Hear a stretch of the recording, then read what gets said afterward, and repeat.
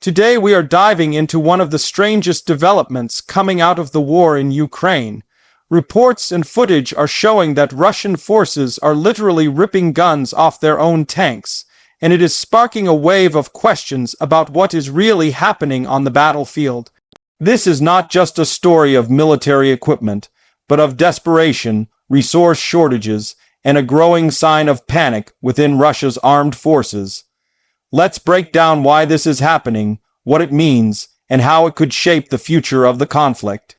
At first glance, the idea of removing guns from tanks sounds almost unbelievable. After all, a tank is defined by its gun. Without the main cannon, a tank is little more than a heavy, armored vehicle.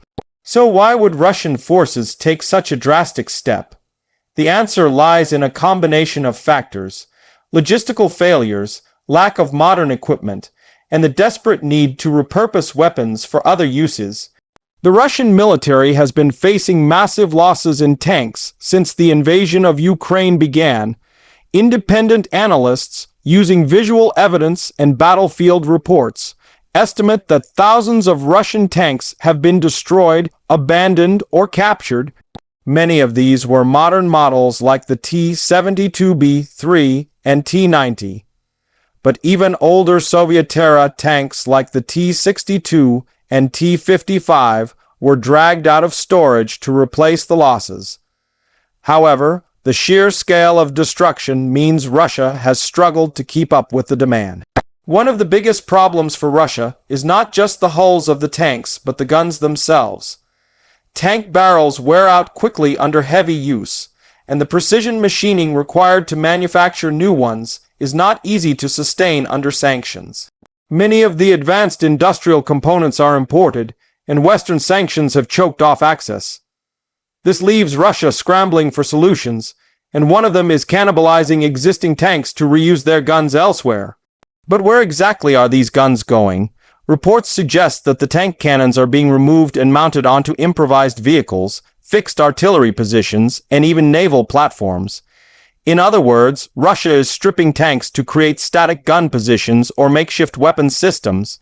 This is not the sign of a confident military. Instead, it shows a force that is stretching every available resource to keep fighting. This tactic also reveals how Russia is trying to adapt to battlefield realities. Ukraine's use of drones, precision artillery, and Western supplied anti-tank systems has made traditional armored assaults incredibly costly. Tanks moving forward in open terrain are often destroyed within minutes. By removing the guns and turning them into stationary artillery, Russia may believe it can still get firepower without exposing the entire tank to destruction. But in practice, this approach signals more weakness than strength. Another reason behind this strange decision is the lack of spare parts. When a tank's mobility is destroyed, such as its engine failing, tracks being damaged, or electronics being fried, the hull becomes useless in its intended role. Rather than scrapping it entirely, Russian forces salvage whatever still works. The gun becomes the most valuable part, so they take it out and repurpose it. This has led to bizarre battlefield inventions that look more like something out of World War II than a modern war. For example, some reports show tank guns being welded onto trucks or bolted into the ground like giant cannons. These makeshift weapons may provide some short-term firepower, but they lack mobility, protection, and precision. They also expose crews to greater danger because they cannot move once spotted by Ukrainian forces. In many cases, these improvised systems are destroyed almost as soon as they are used. The desperation goes deeper than just weapons. Russia has been reactivating storage depots filled with ancient tanks from the 1960s and 1970s. These vehicles were never meant to see battle in 2025. Their armor is outdated, their fire control systems are primitive, and their reliability is poor. Stripping their guns may be the only useful option, since sending these relics into combat often results in quick destruction. This is where the panic becomes clear. A confident and well-supplied military would never need to rip guns off tanks to reuse them. Instead, they would have the industrial capacity to build new systems. The fact that Russia is resorting to such measures shows the strain of sanctions, the cost of the war, and the inability to keep pace with Ukraine's Western-backed supply lines. For Ukraine, this development is both an opportunity and a warning. On the one hand, it shows that Russian armored forces are weakening. Without a strong fleet of tanks, Russia loses much of its offensive punch. Tanks are not just weapons, they are symbols of power, morale, and dominance. Seeing them stripped down sends a message of failure. On the other hand, it also shows that Russia is willing to innovate in unconventional ways, even if those ways look desperate. Ukraine cannot afford to underestimate what these improvised weapons might still do on the battlefield. Another key factor to consider is how this plays into Russia's propaganda. Official Russian channels rarely admit to equipment shortages.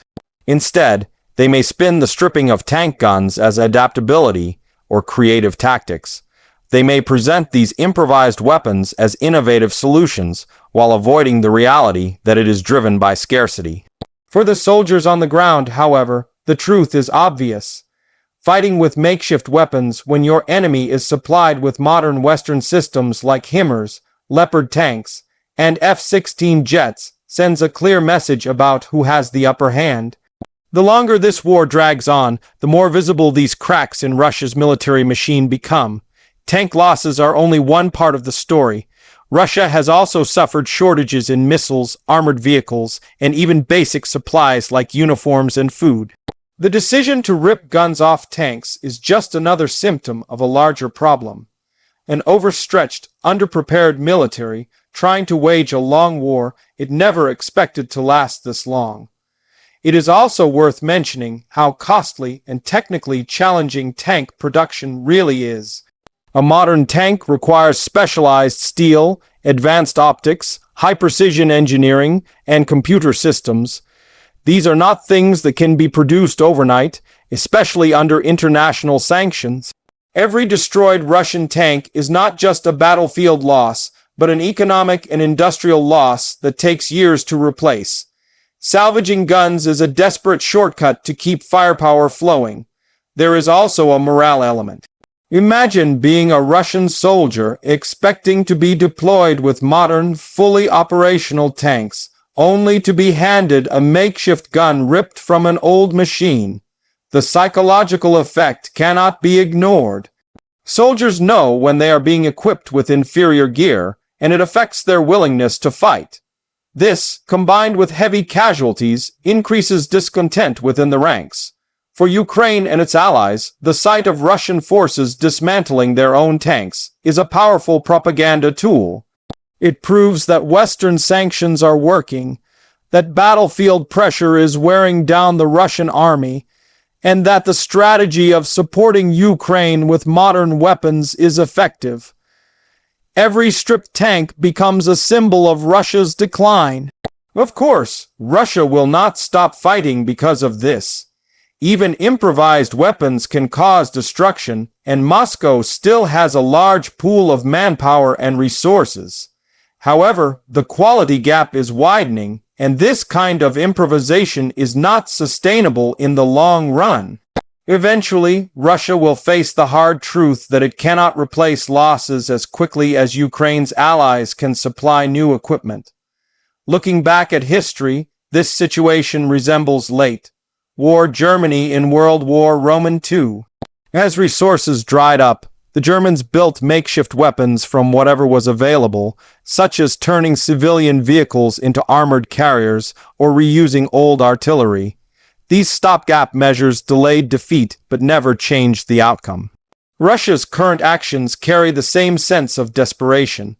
Another interesting point is how this could affect future military planning worldwide. Armies around the globe are watching this war closely, learning lessons about modern combat. One of those lessons is clear. Relying heavily on tanks without strong industrial and logistical support is dangerous. Once your supply chain is cut, Even the mightiest tanks become useless shells. The stripping of Russian tanks may become a case study in military academies about what happens when preparation meets reality. Ukraine, on the other hand, has been clever about using Western technology to counter Russia's numerical advantage. Drones, precision artillery, and mobile defenses have leveled the playing field. Russian tanks, once feared as unstoppable machines, are now seen as vulnerable targets. The fact that Russia is dismantling them shows just how much the battlefield has changed. Some military experts believe this trend will only accelerate. As Russia continues to lose equipment, more tanks will be stripped for guns.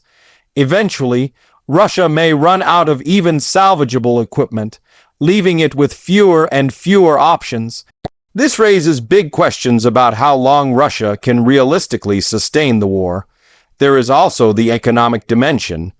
Every tank gun stripped is one less vehicle for Russia's arms export market.